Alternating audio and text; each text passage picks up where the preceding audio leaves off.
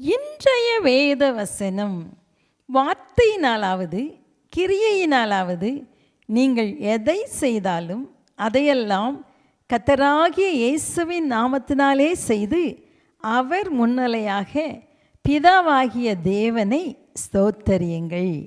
கொலோசையர் 3:17. பிரியமானவர்களே, எல்லாவற்றிலேயும் பிதாவாகிய தேவனை நம்ம என்ன செய்யணும்? ஸ்தோத்தரிக்க வேண்டும். எல்லாம் நல்லா இருக்கும்போது நம்ம ஸ்தோத்தரிப்போம். ஆனால் எல்லாம் நமக்கு நெகட்டிவாக இருக்கும்போது நம்மளால் துதிக்கவே முடியாது. இல்லை, ஒரு பெண் கல்யாணம் ஆகி கணவனோடு வாழும்படி அவனுடைய குடும்பத்துக்கு வந்தாள். ஆனால் அந்த குடும்பத்தாரோ அவளை சந்தோஷமாக ஏற்றுக்கொள்ளவே இல்லை. கடுமையாக நடத்தினாங்க. அவளுடைய கணவனும் அவள் மேல் அக்கறையும் அன்பும் காட்டவில்லை. சாத்தான் அதை பயன்படுத்தி அவளுக்குள் மன சோர்வையும் மன அழுத்தத்தையும் கொண்டு வந்தான். அவள் நடைப்பெணம் போல் மாறிவிட்டாள். ஒரு நாள் அவள் மன சோர்வோடு ஆலயத்துக்கு வந்தாள். ஆலய ஆராதனை முடிந்ததும் அவளுடைய நிலைமையை கர்த்தருடைய ஊழியக்காரரிடம் சொன்னாள். அந்த ஊழியக்காரர் அவளை பார்த்து, சகோதரியே, உங்களை யார் பாராட்டினாலும் பாராட்டாவிட்டாலும் நீங்கள் கவலைப்படாதிருங்கள். நீங்கள் குடும்பத்துக்காக கஷ்டப்பட்டு வேலை செய்வதையெல்லாம் கர்த்தர் பார்த்து கொண்டிருக்கிறார். கர்த்தர் உங்களை பாராட்டுகிறார். அவர் உங்களை நேசிக்கிறார். அவருடைய கிருபை உங்கள் மேல் அளவில்லாமல் இருக்கிறது. அவர் தன்னுடைய ஜீவனை பார்க்கிலும் உங்களை அதிகமாக நேசித்தாரே, கலங்காதீங்க.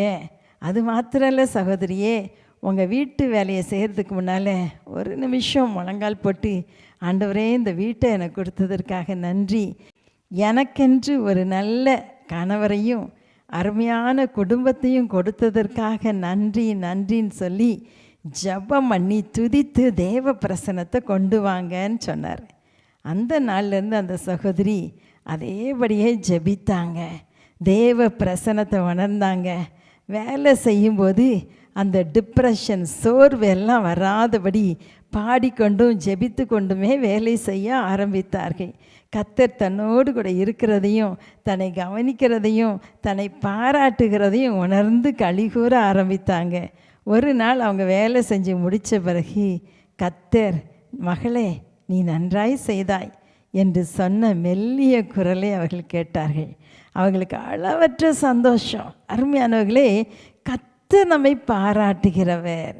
கொஞ்சத்தில் உண்மையாக இருந்தால் அநேகத்தின் மேல் உன்னை அதிகாரியாய் வைப்பேன் என்று தட்டி கொடுத்து உற்சாகப்படுத்துகிற தேவன்.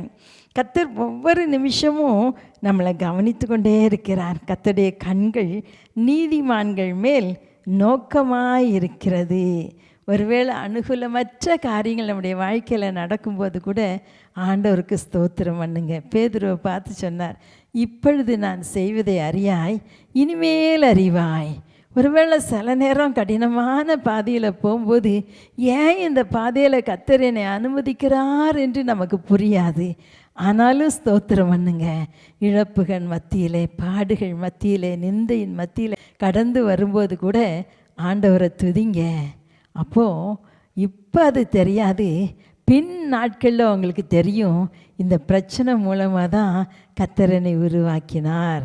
இன்றைக்கு நான் அநேகருக்கு ஆசீர்வாதமாக இருக்கிறேன் என்று நீங்கள் சொல்வீங்க. எந்த பிரச்சனையும் உங்களை மேற்கொள்ளவே முடியாது. கர்த்தர் உங்களோடு கூட இருக்கிறார். மகிழ்ச்சியாய் அவரை துதிப்பீர்களா? அன்பின் தகப்பனே, எல்லா சூழ்நிலையிலும் நாங்கள் உம்மை துதிக்க கற்றுக்கொள்ளட்டும் ஐயா. ஆண்டவரே, சோர்வான சூழ்நிலைகள் வரும்போது, மனிதர்கள் எங்களை புரிந்து கொள்ளாதபடி குற்றப்படுத்தும் போது, இல்லை ஒரு இழப்பின் வழியாய் நாங்கள் கடந்து வரும்போது, பெரிய தேவையை சந்திக்க வேண்டிய சூழ்நிலை வரும்போது, எல்லாவற்றிலும் நாங்கள் துதிக்க எங்களுக்கு கற்றுத்தார் ஐயா. துதித்து துதித்து ஜெயம் பெற கிருபை தாங்க. எல்லா சோர்வின் ஆவிகள் இப்பொழுது கடிந்து அப்புறப்படுத்தி போடுகிறேன் ஐயா. துதி கனம் மகிமை உமக்கே செலுத்துகிறோம், இயேசுவின் நாமத்தில் பிதாவே, ஆமென், ஆமென்.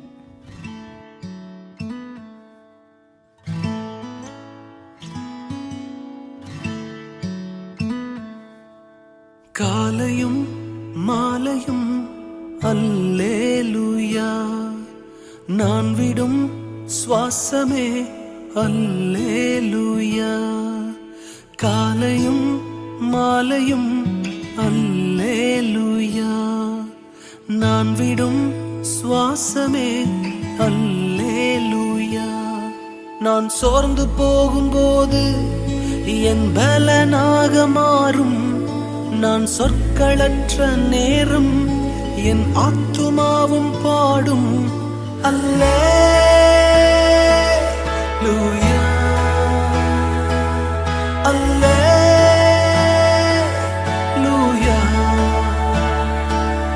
அல்லேலூயா.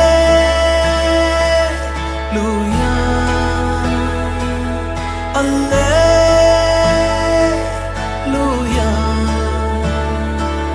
என் உயர்விலும் என் தாழ்விலும் என் ஆத்துமா பாடும் அல்லேலூயா.